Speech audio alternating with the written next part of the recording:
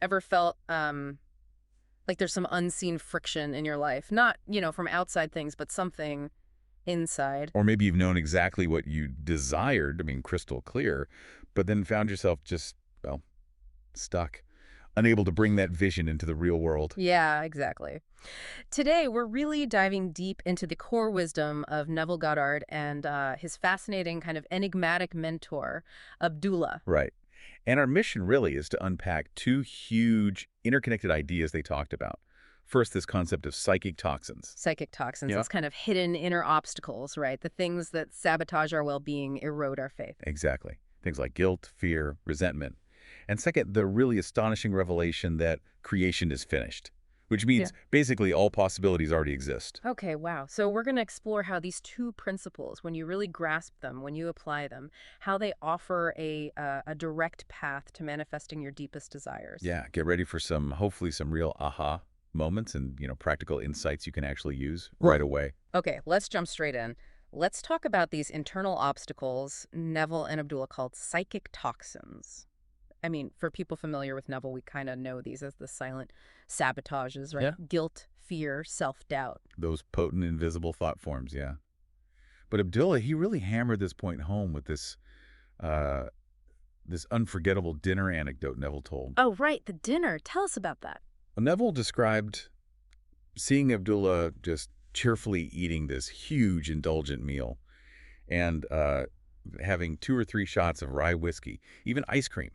Wow, okay. And Neville was just, astonished. He apparently blurted out, How could you do that?" And Abdullah's reply was so sharp, wasn't it? It really was. He just said, "Oh, you couldn't do it, Neville. It would poison you because you have quibbles." Quibbles. He meant Neville's own, persistent worries. His guilt, his Thank you. judgments about what was spiritual proper. Exactly. His moral grievances, those inner conflicts.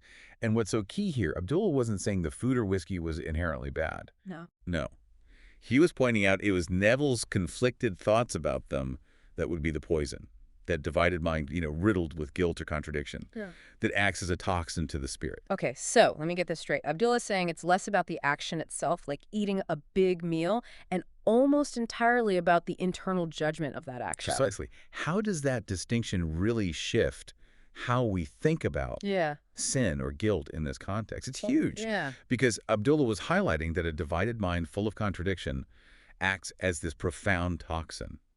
For Neville, he was trying so hard outwardly to be good, Right. but that was completely undermined by his troubled feelings inside, especially guilt. It's like modern commentators on Neville say, if you have any guilt about your desires, you simply can't give them life. Wow. So it's not about being morally good, but internally undivided. That's a really critical distinction. It is. So this internal discord, this psychic sludge, as you put it, it literally blocks creative energy. Yeah. What's the mechanism there? How does it cloud imagination and sap faith? Well, think of it like consistency of vibration, maybe. Neville's big thing was feeling is the secret, right? Meaning your dominant feelings tend to externalize. Okay. So negative emotions like fear or doubt, they act like antidotes. They effectively cancel out your creative intention. Dr. Joseph Murphy, who was around at the same time, Yeah, I know his work. he called these mental poisons. He specifically named things like hatred, jealousy, resentment, self-pity as deadly toxins. Both Abdullah and Neville deeply understood that thoughts are causative. The mind's a garden, right? Yeah. Toxic seeds just bear bitter fruit. So if you're planting seeds of desire, but watering them with guilt or doubt. You're poisoning your own crop, Yeah. essentially, yeah. Okay. And Abdullah's prescription seemed pretty radical, but simple. Just drop the self-recrimination. Yeah. Accept desires without shame. Right. And Neville later echoed this, didn't he? Saying, God speaks to man only through the medium of his basic desires. Which implies our true desires aren't, bad or profane, but actually divine sparks. And labeling them bad just creates that toxic split, that psychic poison. Exactly. And this cleansing, this clearing of psychic toxins, it isn't just about feeling better mentally. It actively purifies the imagination. And that purity is crucial. It's absolutely essential for this second, even more, maybe astonishing teaching. Creation is finished. Right. Building on that inner clearing, Abdullah introduces this really radical concept. Creation is finished. I mean, this isn't just philosophy, is it? It's foundational. It challenges our whole perception of reality. It really does. What he meant was that nothing is truly created afresh. Instead, all possible creations, every single possibility already exists, somewhere in a timeless higher dimension, just waiting for us to select it. Yeah, that takes a minute to process. Neville was confused at first, right? Because we experience time linearly. Totally perplexed. Mm. But Abdullah, he drew on these esoteric interpretations of the Bible. He quoted scripture Neville used later, like, I am the beginning and the end. There is nothing to come that has not been and is. Implying every state of reality is already kind of woven into the fabric of everything. That's the idea. It already exists. So if creativeness is only a deeper receptiveness, like Neville wrote in The Power of Awareness, how does that change our role in manifesting? Are we less like builders and more like explorers, maybe? That's a great way to put it. Exactly. Yeah. Neville explained it. Let me see if I remember the quote exactly. Something like, creation is finished. Creativeness is only a deeper receptiveness. The entire contents of all time and all space actually coexist in an infinite and eternal now. Wow. And it goes on, the statement that creation is finished means nothing is ever to be created. It is only to be manifested. What is called creativeness is only becoming aware of what already is. So the world is like a giant cosmic archive of states, and we're not forcing something into being. No, not at all. We're choosing which pre-existing possibility to experience just by where we place our attention and our belief. That totally reframes it. It's not about making something appear out of thin air, but like tuning into it, like finding the right radio station that's already broadcasting. Perfect analogy. Yeah. Yeah. Neville himself used analogies like a huge movie film or a library. Every frame is already on the reel. Every book's already on the shelf. Right. And you, the observer, you just experience it sequentially. So to change the movie or change your story, you don't create a new ending from scratch. You just move the reel or pick a different book? Exactly. By altering your consciousness, you tune into a different, already finished scenario. It's profound. Nothing is ever to be created. It is only to be manifested. And Abdullah gave Neville the ultimate test of this, didn't he, with the Barbados story? Oh, yes. The Barbados story, you have to know this one. It's a classic, right? A cornerstone for anyone who follows Neville. So it's late 1933. Neville's broke, basically penniless in New York. Yep. And he desperately wants to go home to Barbados for Christmas. Just longs for it. So he tells Abdullah his wish, his desire. And Abdullah just calmly states, You are in Barbados. Just like that. Flat out. even though Neville is standing right there physically in Abdullah's New York apartment. Right. And Neville, naturally, he struggled. He'd report back, Ab, I'm no near Barbados. Nothing's happening. Yeah. And each time, Abdullah would just repeat, maybe even more forcefully, that Neville was already there. And then came the slam door moment. Yeah, that's right. Neville finally tried to press him, like, but how? And how could it possibly happen? And Abdullah just abruptly turned his back, walked into his bedroom, and slammed the door right in Neville's face. Wow. Well, it's pretty blunt teaching. Extremely blunt. Abdullah was clearly, absolutely refusing to entertain any doubt, no discussion of ways and means. So what was the exact instruction Neville finally had to internalize from that rather dramatic encounter? Abdullah's point, which Neville finally got, was, if you are in Barbados, you cannot discuss the means of getting to Barbados. You follow. Okay. You must actually live in Barbados in your imagination as though you were there, just as if, and view the world from Barbados. That was the key. View the world from there. To change your perspective entirely. Entirely. Abdullah basically said, as far as I'm concerned, you are already in Barbados. Neville had to fully assume the feeling of the wish fulfilled, completely, and just deny all the contradictory evidence of his senses. So, chastened, Neville finally took it to heart. He started, night after night, falling asleep, imagining himself actually in his bed in Barbados. Hearing the tropical sounds, conjuring these vivid scenes of home. Saturating his mind with the feeling, the absolute feeling that it was real right now, living in the end, as he called it. He was. And then came the manifestation. The miracle, really. Yeah. In early December, just as the very last ships were sailing for the season, Neville gets this totally unexpected letter. Out of the blue. From family. From a family member he hadn't heard from in ages, containing money specifically for first-class passage to Barbados. Mm-hmm. Exactly as Abdullah had, well, not just imagined, but known for him. Incredible. And Neville made it home for Christmas, against all odds. Against all apparent physical odds, yeah. That story, every time I hear it, it blows my mind. It really makes you wonder, doesn't it?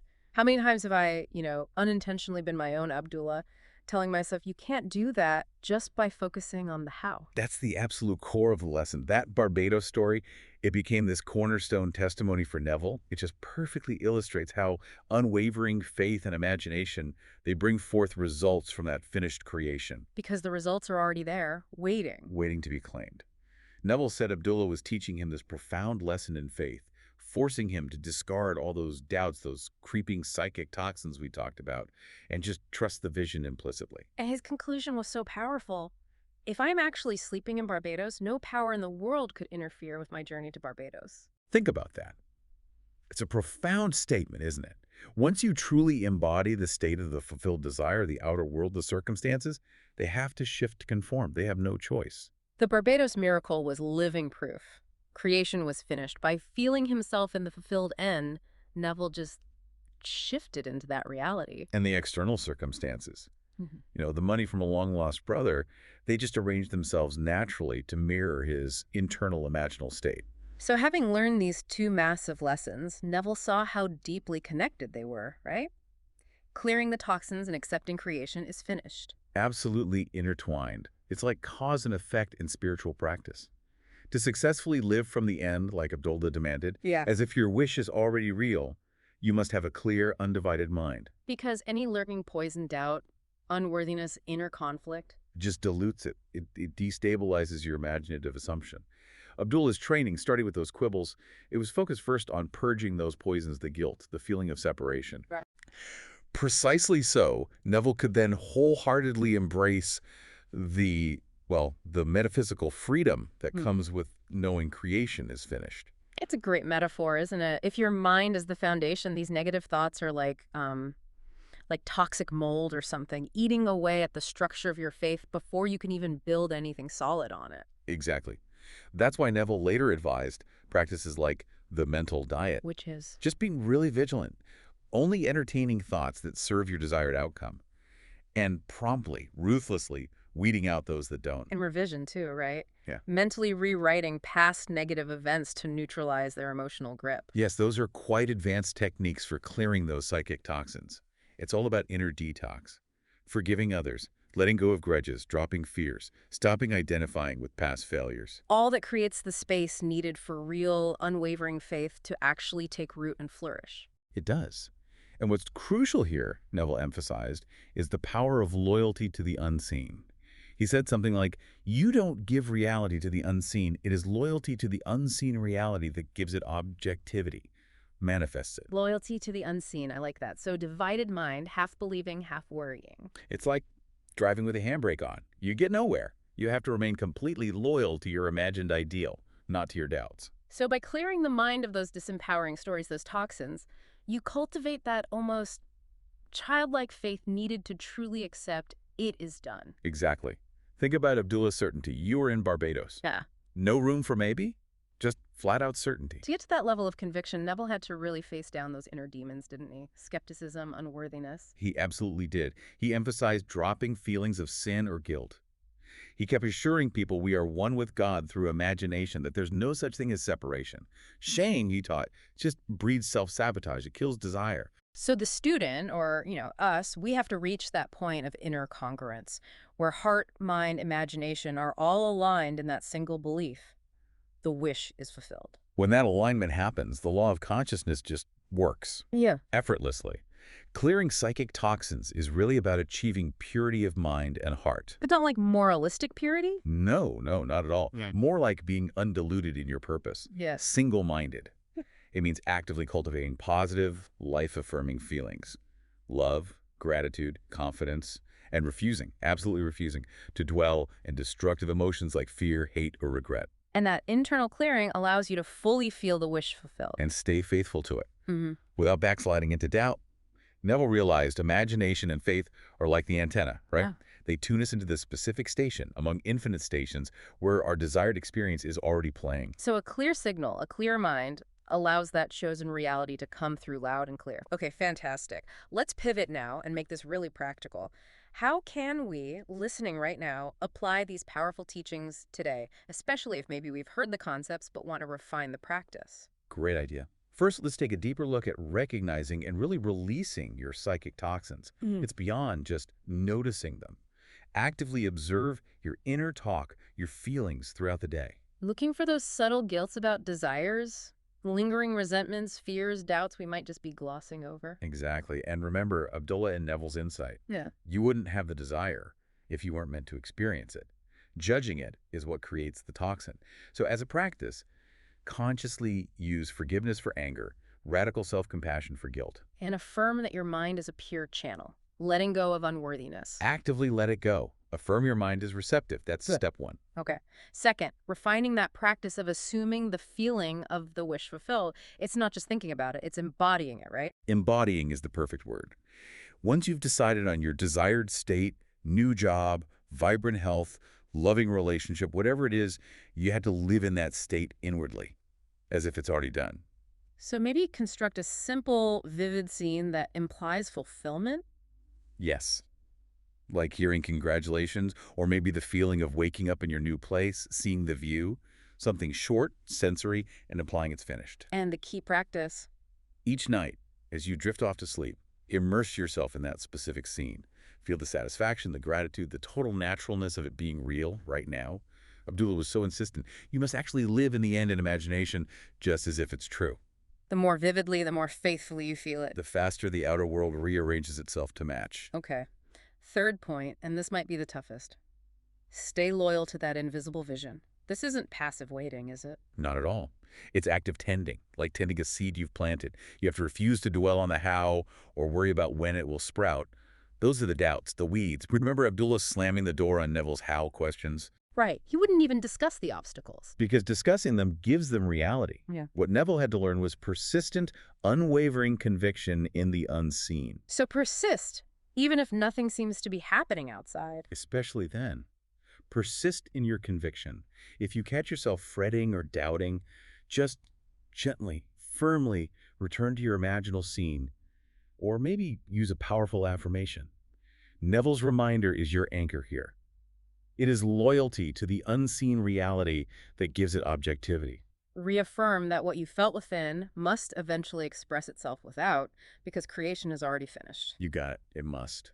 And finally, embodying gratitude in that sense of knowing. Yes, a deeper level of it. Walk through your days with this quiet, unshakable confidence that your desire is already yours. It's not forced happiness. It's the natural state of someone whose wish is already fulfilled. They're not anxious. They're settled. And gratitude becomes a key part of that. Huge. Gratitude is such a powerful cleanser and accelerant.